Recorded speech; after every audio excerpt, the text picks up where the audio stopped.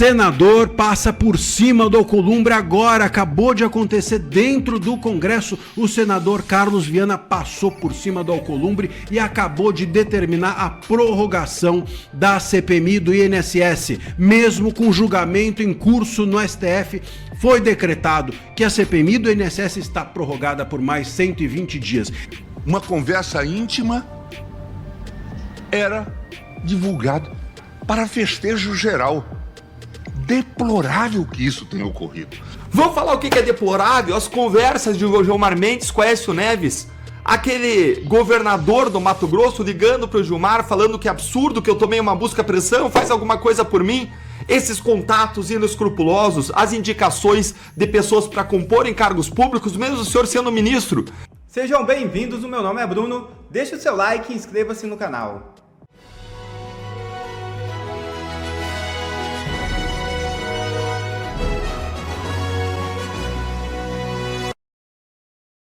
Com educação e fineza, André Mendonça silencia Moraes. É isso mesmo. Alexandre de Moraes, no embate com o ministro André Mendonça, atropela a sustentação oral do advogado com desinformação em relação ao prazo da liminar, dizendo que não havia vencido. Na maior paciência e educação, Mendonça explica que o prazo venceu hoje às 10 horas e 18 minutos da manhã. Veja o vídeo. Esse o doutor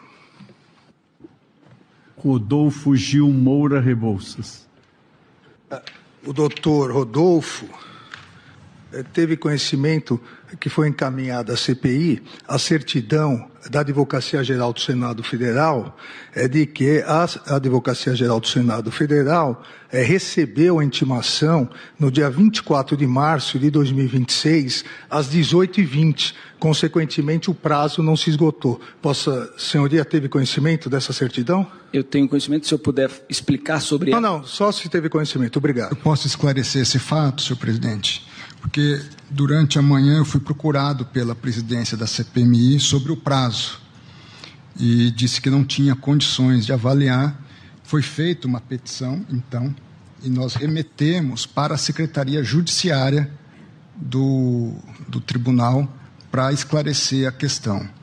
E a certidão deste Supremo Tribunal, através da sua Secretaria Judiciária, é que, em cumprimento ao despacho proferido na data de hoje, certifico que os comprovantes de entrega dos ofícios 6773-2026 e 6774-2026 foram juntados a estes autos em 25 de março de 2026, informando como data de abertura o dia 24 de março de 2026, abertura do e-mail, às 10 horas e 18 minutos e 10 horas e 3 minutos, respectivamente.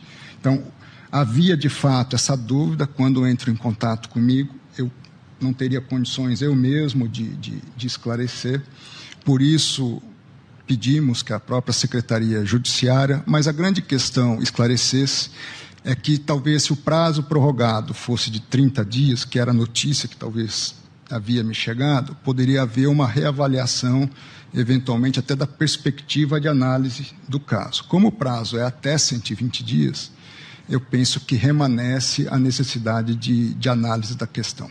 Muito obrigado, Vossa Excelência. O prazo de 48 horas dado pelo ministro André Mendonça se esgotou e, diante disso, o presidente da CPMI do INSS, o senador Carlos Viana, decidiu prorrogar a CPMI dada ao descumprimento de ordem judicial por Davi Alcolumbre.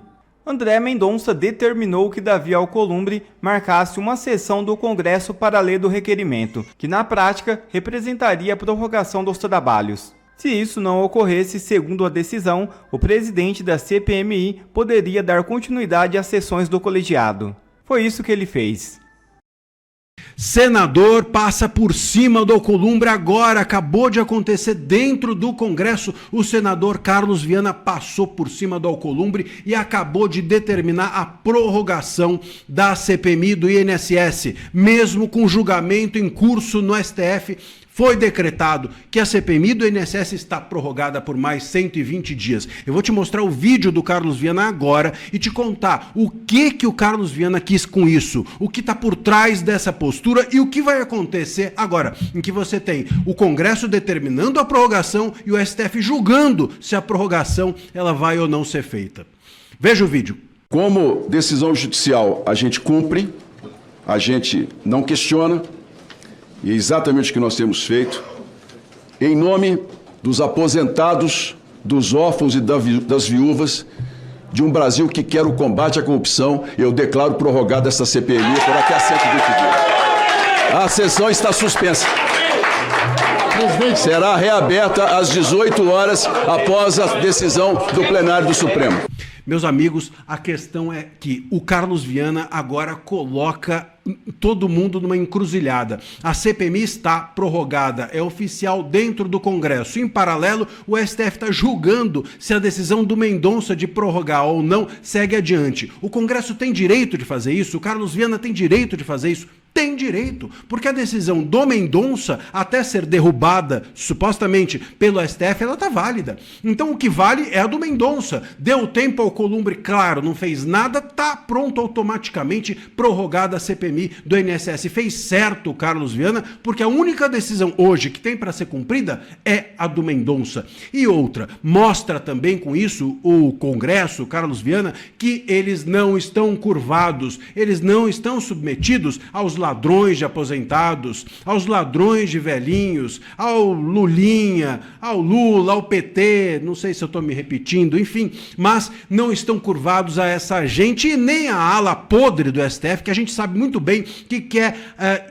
simplesmente enterrar essas investigações todas para que a gente não chegue a nenhuma conclusão. Portanto, o Carlos Viana deu uma banana para toda essa gente e prorrogou a CPMI. Ele tem direito de fazer isso, porque era isso que constava na decisão do Mendonça, que, repito, até ser derrubada, está válida. E agora está no ar um imenso constrangimento do próprio STF em derrubar a decisão do Mendonça. Porque se eles derrubarem a decisão do Mendonça, eles não apenas vão oficializar que a CPMI que estava parada continue parada, eles vão ter que fazer com que a CPMI que acabou de ser prorrogada hoje simplesmente seja estancada, seja rasgada, seja jogada fora. Eles estão correndo com os trabalhos, eles estão andando com os trabalhos e teriam simplesmente que voltar atrás e largar tudo. É uma situação, claro, de jogo de xadrez.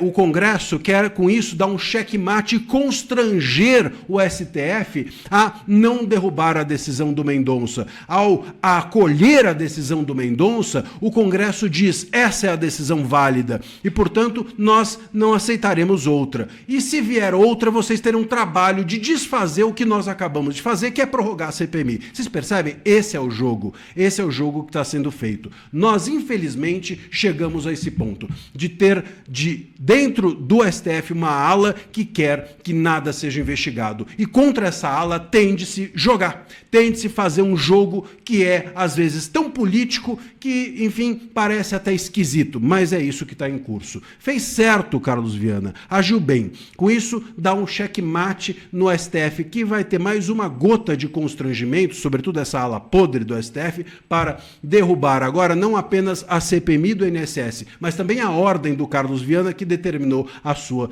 prorrogação. Aconteceu agora. O ministro Gilmar Mendes faz uma baixaria ao vivo no Supremo para proteger criminosos. Isso durante o julgamento que está acontecendo agora no Supremo Tribunal Federal sobre os limites e as possibilidades das CPMIs investigarem os grandes criminosos do Brasil. Resumo do resumo, está acontecendo agora no Supremo o julgamento de uma decisão do ministro André Mendonça que prorrogou a CPMI do INSS, aquela que investiga o Lulinha. André Mendonça mandou seguir a investigação, mas nós sabemos que tem ministros que querem barrar as investigações da CPMI. Não só porque vão pegar o Lulinha, mas porque vão pegar eles mesmos. Ministros do Supremo são alvos e estão agindo para estancar. E nesse contexto veio uma fala do ministro Gilmar Mendes, que fez uma espécie de barraco, pouca vergonha no STF, se dirigindo aos deputados e senadores presentes lá, para passar uma moral, passar um sabão neles. Qual é a moral do ministro Gilmar Mendes para passar um sabão em quesito de moralidade e legalidade? Acompanhe aqui comigo essa hipocrisia. Show de hipocrisia. É preciso ter parâmetros. Não quebra-se sigilo de forma conglobada. Vossa Excelência vai tocar num outro ponto, certamente, um objeto determinado. Não, mas a gente pega por empréstimo. Não, isto é ilegal. E é ilegal, e os senhores sabem que é ilegal. Ó, ele tá criticando, atacando frontalmente ali os parlamentares. Gente, que ataque, que pouca vergonha. E ele tá criticando as decisões, mas vamos lembrar daqui a pouquinho o que ele não critica, que é pior do que isso. Segue aqui. Sabem que é inconstitucional. Inclusive, alguns dos presidentes ponderam em algumas das CPIs. É preciso que nós observemos que isso não condiz com a jurisprudência. Não condiz com a jurisprudência, não condiz com a Constituição. Em que dispositivo isso está na Constituição, ministro Gilmar? De Deus a Melo Viana, de Deus a Ulisses Guimarães. Não é preciso ser alfabetizado para saber que isso é inconstitucional. Porque... Pois bem, não é preciso ser alfabetizado para saber que as decisões de censura do ministro Alexandre de Moraes eram inconstitucionais. Para saber que o ministro Alexandre de Moraes fez uma série de decisões sem a devida fundamentação, não só censurando, mas bloqueando, derrubando contas, derrubando o X do Brasil, sem a devida fundamentação, sem individualização das condutas. Não é preciso ser alfabetizado para saber que as denúncias da PGR, dos casos do 8 de janeiro, não individualizavam o que cada pessoa fez, as provas do que cada um fez. Não é preciso ser alfabetizado para saber que o Supremo está violando dia após dia a Constituição e os direitos fundamentais das pessoas. Mas não, Gilmar Mendes não está preocupado com isso, porque ele vê a direita como inimigo político, alguém a ser efetivamente censurado e ter seus direitos humanos atropelados. Mas quando é dos seus bandidos de estimação e dos seus coleguinhas investigados do próprio Supremo, aí vamos invocar a Constituição, os direitos humanos, os direitos fundamentais. Quanta hipocrisia, que show de pouca vergonha. Segue aqui, ó. Porque o juiz que decide sem fundamentação... O juiz que decide sem fundamentação produziu um nada jurídico. Opa, será que ele tá falando de Alexandre de Moraes? Só que não, né? E quando os senhores se investem nesse poder, os senhores têm que atuar como juízes. Então olha só, se os parlamentares têm que atuar como juízes quando se investem nesse poder, é bom eles começarem a fazer alguns contratinhos com a Master, as suas famílias, né? 129 milhões de reais, 35 milhões, comprar o resort Itaiaia, por aí vai. Como também é deplorável que quebrem sigilo e divulguem, vazem. Nossa! Abominável. Nossa, abominável. Será que ele tá falando daquela vaza-jato, das divulgações dos hackers que violaram a intimidade de todo mundo, que distorceram tudo? Não, peraí. Ele tá falando dos vazamentos que atingem os próprios ministros, Alexandre de Moraes, Toffoli, né? Essas coisas. Não, quando chega perto deles, aí não pode, calma. Aí não pode. E criminoso. Sim, crime. Criminoso, mas se né? vale exatamente de se tratar de uma prática por crime coletivo. O crime coletivo nos anonimiza. Não deixa de ser crime por isso. Como nós vimos de forma lamentável, ministro André, no episódio agora, recente, do caso... Gente, se você também acha que Gilmar Mendes não tem moral pra dar lição de moral, vai sentando o dedo no like pra mais gente ver esse show de hipocrisia, o absurdo, como eles se arrogam ser os intocáveis da República, os seres supremos. Não é que tem Deus na barriga, eles se julgam deuses. Equivocaram. Em que uma conversa íntima era divulgada para festejo geral. Deplorável que isso tenha ocorrido. Vamos falar o que é deplorável? As conversas de Gilmar Mendes com Aécio Neves. Aquele governador do Mato Grosso ligando pro Gilmar, falando que é absurdo, que eu tomei uma busca-apreensão, faz alguma coisa por mim. Esses contatos inescrupulosos, as indicações de pessoas para comporem cargos públicos, mesmo o senhor sendo ministro. tratar a sua antessala como um pátio de milagres. Isso é deplorável. Fazer indicações políticas, fazer reuniões lá no Palácio da Alvorada, no Palácio do Planalto, com o presidente Lula, fora da agenda, sem marcar, atuar como um verdadeiro político, mesmo vestindo toga, com o poder da toga, atuar politicamente. Isso é, sim, deplorável. Olha só, será que ele está falando disso? Lamentável que isso tenha ocorrido. Lamentável. Criminoso. Isso aí.